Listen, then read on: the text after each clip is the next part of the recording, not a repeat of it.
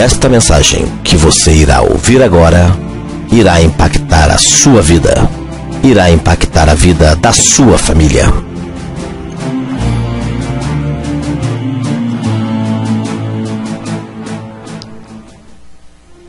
Que a graça e a paz do nosso Senhor Jesus estejam em cada coração.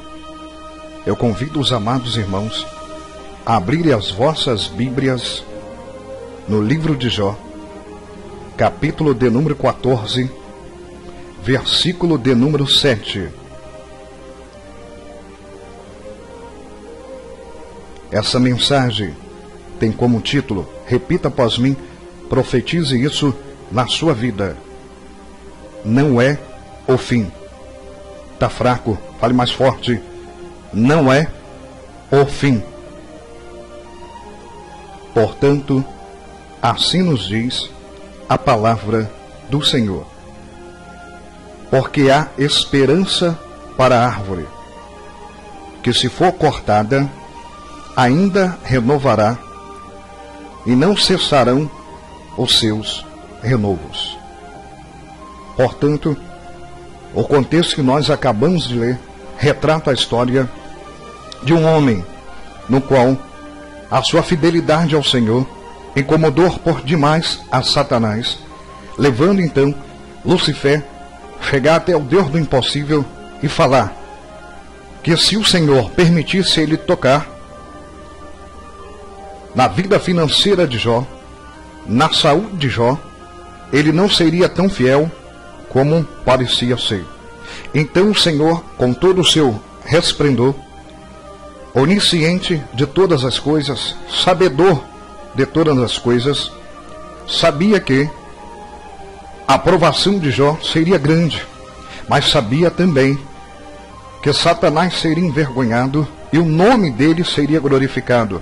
Seguindo então a história, nos retrata que certa feita, Satanás então, ortogado por Deus, já a tocar nas finanças de Jó, tirou todos os seus gados, tirou todas as suas raízes, tirou todos os seus bens, tirou até mesmo os seus filhos, deixando aquele homem que outrora tinha uma família, tinha um lar, tinha status, tinha dinheiro guardado, a ficar só, voltando então a Deus, pedindo para que pudesse tocar na saúde de Jó, porque tocando nas finanças não foi o suficiente para Jó, de fato em verdade, negar o Deus que ele servia, o meu Deus, o seu Deus, o nosso Deus do impossível, permitindo então o Senhor que Satanás tocasse agora na saúde de Jó, acometeu Jó então de uma enfermidade, uma lepra, uma doença imortal, porque a ciência daquela época não descobria a causa e a cura da lepra. Mesmo assim, Jó, fiel até o fim, não blasfemou, não negou ao Deus que ele servia. O título da mensagem tem cujo nome não é o fim. Você vai entender o porquê.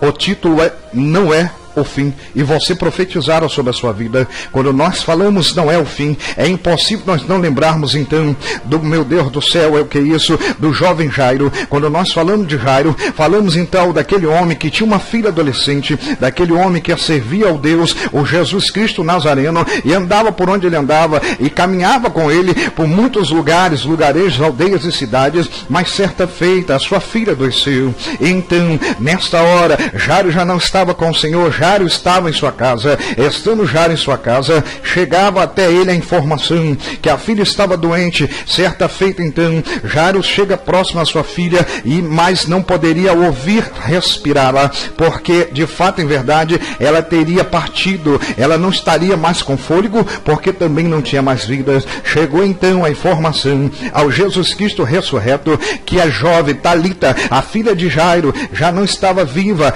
Meu Deus do céu, ainda chegava até o Senhor Jesus, que ela ainda estava enferma, mas só que, na verdade, ela já não estava mais viva. O Senhor Jesus, com tua, meu Deus do céu, soberania, poder, majestade e misericórdia, caminhava então à casa de Jairo. Chegando à casa de Jairo, muitos perguntavam, mas por que estás aqui? Ela já partiu, ela já morreu. Jairo então fala para ele, por que então atormentas o meu coração? A minha filha já não está mais conosco. E o Senhor Jesus fala para Jairo, Jairo, aqui profetas, não é o fim. Chegando então Talita, ele, ó Senhor Jesus, olha para Talita e fala: Talita cume, levanta. E aquela jovem que outrora havia perdido a sua vida, agora ela levanta da cama e ele fala: traz algo para beber e algo para comer. Sabe por quê? Porque não era o fim ainda na vida de Talita. Talvez você não entendeu. O Deus do impossível está tratando com você, filho. O Deus do impossível está tratando com você, filha. Mas ainda não é o fim. Quando nós falamos não é o fim, é impossível também não falarmos de Lázaro. Quando nós falamos de Lázaro, falamos de um homem que esse sim andava com o Senhor Jesus. Ele era amigo, ele convivia em Cafarnaum, onde o Senhor Jesus morava. E também o Senhor Jesus ia sempre à casa de Lázaro. Era amigo de Marta e Maria, suas duas irmãs. Mas certa feita, diz a Sagrada, que Lázaro adoecera de uma forte enfermidade, mas o Senhor estava a 4 estádios da casa de Lázaro. O Senhor estava a 4 estádios da casa de Marta e Maria, portanto levaria tempos para chegar, mas a informação chegou. Aonde o Senhor Jesus estava, ele continuou operando sinais, maravilhas e prodígios, mas começou a descendo as províncias para a casa de Lázaro. Eu já começo aprendendo aí, enquanto o milagre não chega na sua vida, minha irmã, enquanto o milagre não chega na sua vida, meu irmão, continue a trabalhar, não enturbe os vossos corações, continue a fazer a obra do Senhor, porque só assim ele vai operar um milagre na sua vida. Seguindo o contexto, o Senhor Jesus, já próximo da casa de Lázaro, chega para ele e a sua irmã, meu Deus do céu, Maria, chega para ele e fala: Senhor, se estivesse aqui, o meu irmão não teria morrido. O Senhor Jesus, a Sagrada nos diz que ele se compadeceu tanto que dos olhos dele começou a lagrimejar, e então ele caminhou para perto do sepulcro de Lázaro, pois já estava quase 4 dias falecido daquela forte enfermidade que havia cometido, e ele disse: Lázaro, venha para fora. E o milagre aconteceu, sabe por quê? Porque não era o fim na vida de Lázaro. Quando nós falamos não é o fim, é impossível também não falarmos da própria jovem Maria. Eu imagino Maria, aquela mulher que foi escolhida por Deus para, meu Deus do céu, conceber um filho sem pecado. Que isso quer dizer, pastor Giovanni Oliveira? Quer dizer que ela não tinha se relacionado com homem algum, e ela foi e gerou dentro do teu ventre o Filho de Deus, sabendo ela que não era uma criança normal, sabia ela que era de fato, em verdade, o Deus Filho que viria à terra. Mas os anos se passaram e aquele bebezinho começou a crescer, e quando ele crescia, crescia também em espírito, em verdade e em sabedoria, e muitos sinais realizava. A Maria, sua mãe, olhava e via: este é de fato, em verdade, o Deus Filho. Mas os anos se passaram e as afrontas de Satanás aumentaram, e tinha que se cumprir o que o profeta Isaías profetizara, que viria ao mundo o Filho de Deus, o Deus Filho, e daria vida por nós. Então, certa feita, já julgado e condenado pelo povo, o nosso Jesus foi levado ao Gólgota, foi humilhado, cuspido, crucificado. E algo parentes para falar dela, Maria. Eu imagino aquela mulher nesse momento, que gerou dentro do teu ventre uma criança, ainda que sabia que era o Deus Filho, mas era uma criança. Ela abraçou, ela amamentou, ela cuidou. Aleluias. Mas agora ela vê aquela criança que quanto, meu Deus do céu, que com tanto carinho ela pegou nos braços, protegeu, estava agora na cruz, havia sido crucificado, ainda estava vivo, mas estava condenado à morte, e não tinha cometido nenhum pecado. Da mesma forma que ela concebeu sem pecado, o nosso Senhor Jesus, o Deus Filho, não tinha pecado algum, não merecia estar lá.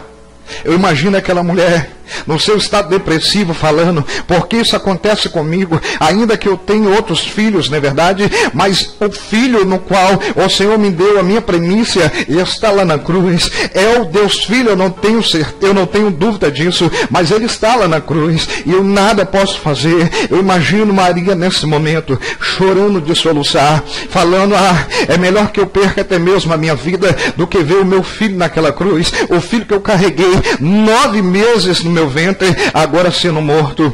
É por isso que o título da mensagem tem cujo nome não é o fim. O Senhor já olha para a terra e vê o seu Filho unigênito, no qual foi concebido então no ventre de Maria, prestes a ser consumado. O Deus do impossível, então, recebe a consumação no teu filho. Olha a tristeza dessa mulher, Maria, e vê isso, não vai ficar assim. A Sagrada nos conta que no terceiro dia, ele ressuscitou, ele levantou dentre os mortos. Sabe por quê?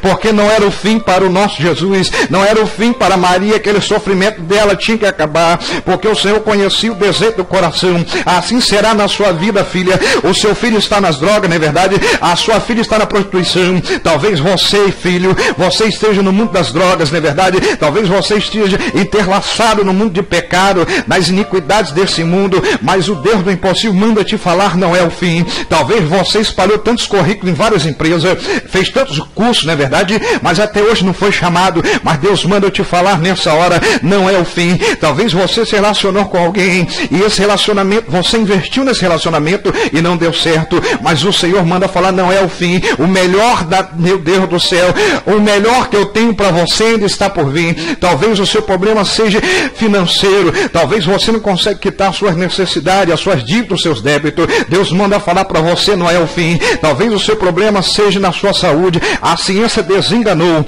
Ah, meu Deus do céu, o câncer te acometeu, a AIDS, a diabetes, e a ciência disse, não tem mais jeito, tem mais solução. O meu Deus,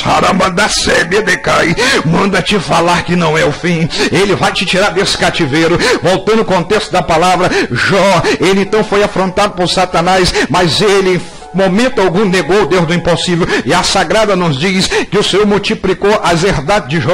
Jó era o homem mais rico na Sagrada Escritura, somente Salomão conseguia suprir as riquezas de Jó, porque o Senhor multiplicou 7 vezes mais na vida de Jó. Deu a ele 3 filhas lindas, Kézer, Gemina e Queriapuque, e mais 7 filhos.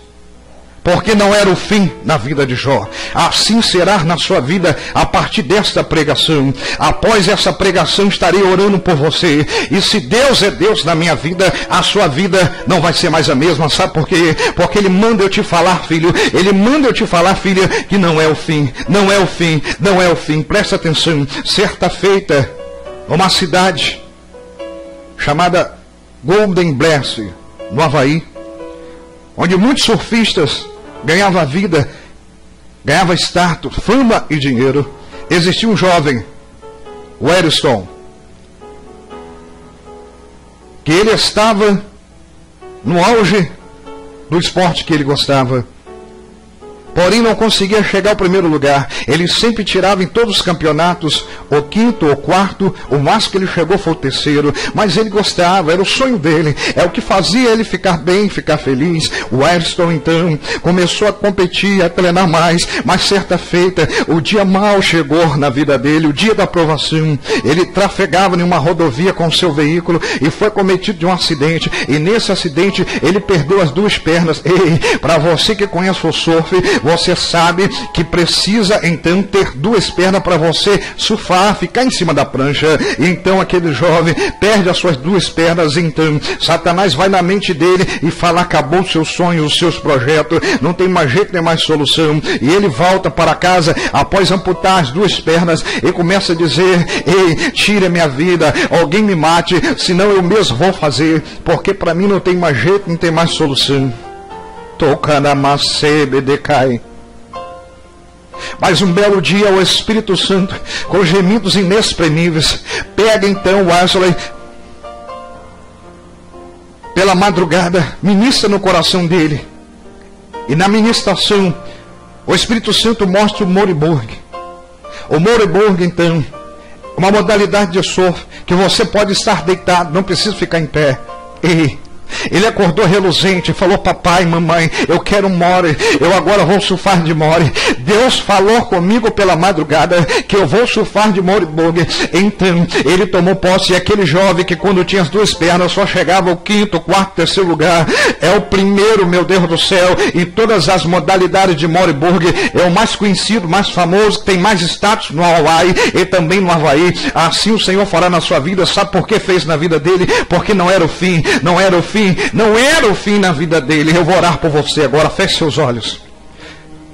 Santo Deus, eterno Pai, em nome do teu Filho amado Jesus Cristo, mais uma vez eu adentro na